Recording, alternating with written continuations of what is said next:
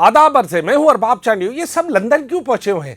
London में ऐसी क्या चीज़ है कि सारे ही लंदन पहुंचे हुए हैं और बड़ी बड़ी क़यादत पहुंची हुई है। आप सोच रहे होंगे कौन कौन पहुंचे हुए हैं, तो ज़रा बता देता हूं कि पाकिस्तान पीपल्स पार्टी के चेयरमैन बिलावल भुट्टो जरदारी यहाँ से दुबई, दुबई से अमेरिका और अमेरिका से लंदन पहुँच गए। फरयाल टालपुर सऊदी अरब, सऊदी अरब से दुबई, दुबई से लंदन पहुँच गई। एक और 2-3 शख्सियत जो कि जिनका ताल्लुक भी शायद पाकिस्तान पीपल्स पार्टी से, वो भी आइंदा 48 घंटे में यहाँ से उड़ान भरेंगे लंदन के लिए। इससे पहले जो है लंदन में बीमारी की वजह से डॉक्टर आसिम और उसकी बेटी दोनों को कैंसर है, दोनों अपना इलाज करा रहे हैं, वहाँ पर लंदन में मौजूद हैं। लंदन में कोई और भी शख्सियत मौजूद है।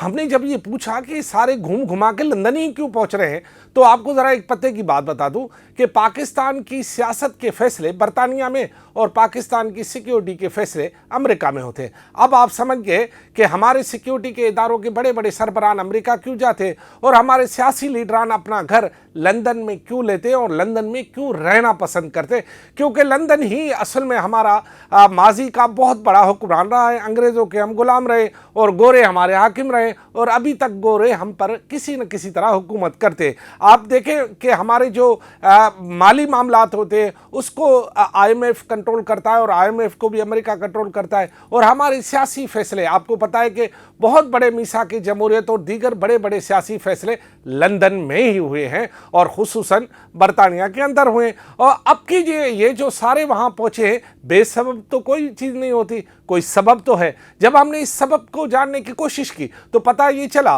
कि हमारे यहाँ कश्मीर और गिलगित में इंतखाब भी होने वाले हैं और कश्मीर और गिलगित में होने वाले इंतखाब में वहाँ पर 2 पार्टियाँ एक दूसरे के सामने होती हैं।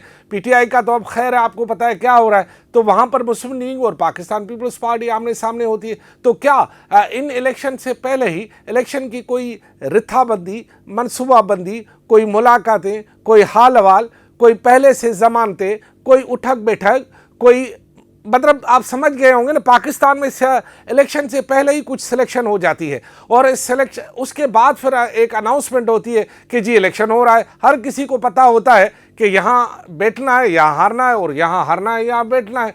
सारे चीज़ें पहले तय हो जाती है और फिर अनाउंसमेंट होती है। फिर ये क्या कश्मीर और गिलगित बल्तिस्तान का इलेक्शन भी क्या पहले तय हो गया, होगा या हो जाएगा?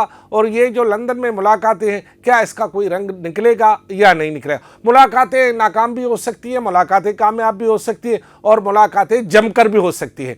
और दूसरी अहम बात यह है कि इन मुलाकातों के नताइज आपको जल्द पाकिस्तान में आने वाली सियासत में नज़र आएंगे, क्योंकि इस वक्त पहली मर्तबा ऐसा हुआ है कि पाकिस्तान पीपल्स पार्टी के चेयरमैन बिलावल भुट्टो जरदारी ने अपने पूरे दौरे के दौरान तकरीबन कोई सारी चीज़ों को मीडिया में कम ही रखा है। और दूसरा ये कि फरयाल टालपुर साहिबा ने भी सिर्फ अपनी एक ही तस्वीर उम्र की रखी, उसके बाद उन्होंने भी कोई तस्वीर नहीं रखी।